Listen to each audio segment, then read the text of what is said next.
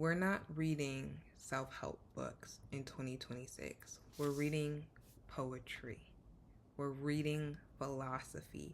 I am so sick and tired of all of the business advice. I'm so tired of all of the self help advice. I'm sick of it. I'm sick of it. I'm sick of it. I'm sick of it. And so I am tasking myself to dive deeper into the world of poetry and philosophy, also to help soften my language when it comes to my personal writing and my research, even though a lot of my research is very scientific as it relates to like the education, research, and social science space. I want to make sure that my words are still lingering on the reader, even if it is very methodical in how I have to present it. But even as I'm thinking about the speaking engagements that I have coming up, or just the casual conversations that I have with people, I just want to be more intentional about the depths of my words. And what better way to read poetry? And so this is a book that I'm reading, The Essentials of Rumi. Now, I am deeply familiar with Rumi and their work.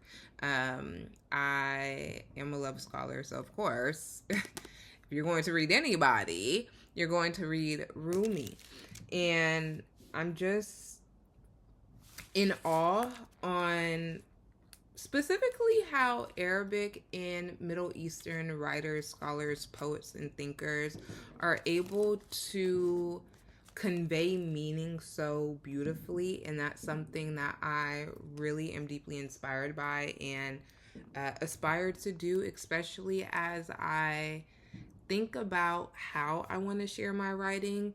When it comes to my written scholarship, I am so protective over my writing. Like, it's such an intimate process, and writing for me is such a labor of love because it literally takes hours for me to not even get through the first rough draft, but to create a final piece of work, a final body of work.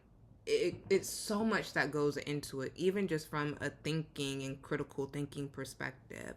And so I don't want my work to solely be methodical in the format. I understand there's certain like formats that I have to write in, but I still want the words to be impactful. And even as I'm thinking, if I decide to take speaking engagements this year, I want my words to linger on whoever's in the audience or in the community from a depth perspective, not necessarily from like a poetic perspective, but truly I want it to impact my heart in the same way, or impact the hearts of others in the same way that bell hooks, Nikki Giovanni, Rumi impact me, Thich Nhat Hanh, another not poet but monk that has a beautiful library of books. And so I plan to continue reading my 3 to 4 books a week, but I'm dedicating one of the books to be a poetry book. I would say philosophy, but those philosophy books, they're a bit thick, okay? But for sure, a nonfiction book and maybe part of philosophy.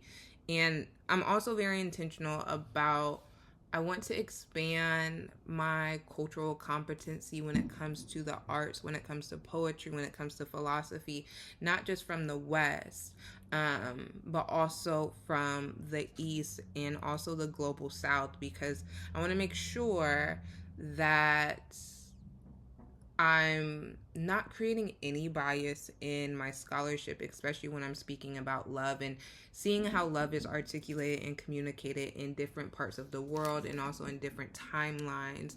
I'm such a huge advocate for amplifying the voices of the shoulders that I stand on, because I did not get here alone. And I feel like the more that I learn, the more I feel like I know nothing. And I think I'm at that part in my journey where the ego is not present in terms of like, I know this, I know that, like I'm the smartest in the room. I really, really don't think like that. I think my first year when I was in my doctoral program, maybe my first semester, like I had that huge like S on my chest. It's like, dang, you know, I go to a Big Ten school. I'm in the most competitive program in the university. I was one of the first admitted. I'm the youngest. Like you couldn't tell me shit, and you still can't tell me shit.